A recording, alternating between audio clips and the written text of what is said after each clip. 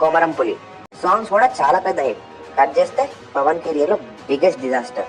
Pawan dialogues too much ఉంటాయి. SJ సూర్యతో cinema అంటే ఏ రేంజ్ లో వేయించుకున్నారో ఆ ఊహల్ని తారుమారు చేసాయి.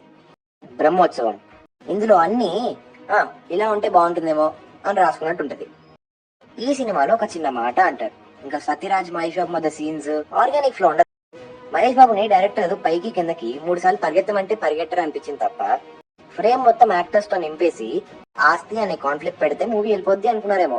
శామ్, కాజల్ వీళ్ళే కాకుండా మిగతా రోల్స్ అందరూ స్క్రీన్ మీద ఏం చేస్తున్నా ఎవ్వరికి అర్థం కాదు.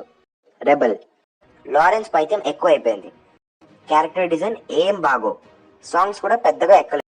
ఈ మాత్రం రివెంజ్ స్టోరీకి అంత బడ్జెట్ టైం అవసరమా అనిపించింది అందరికి.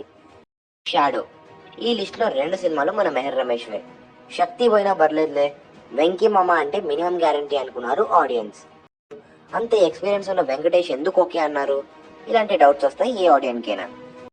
కొంతమంది అయితే ఇంటర్వెల్ కి లేచి బయటికి వెళ్ళిపోయారు. వెంకటేష్ సినిమా అంటే అన్ని ఎమోషన్స్ కలిపి ఆడియన్స్ సీట్ కి స్టిక్ అయ్యేలా ఉంటారు. మన్మధుడు 2 మన్మధుడు అంటే తెలుగు ఆడియన్స్ కి ఒక క్లాసిక్. అలాంటి టైటిల్ పెడుతున్నప్పుడు మినిమం జాగ్రత్త తీసుకోవాలి. లక్ష్మి గారు స్టార్టింగ్ కీర్తి సురేష్ సీన్ వల్ల తర్వాత ఎమోషన్స్ దేనికి పెద్దగా కనెక్ట్ అవ్వవు.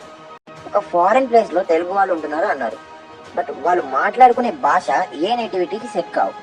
చాలా ఆర్టిఫిషియల్ అనిపిస్తుంది ఈ cinema. Thank you for watching. Please subscribe and like.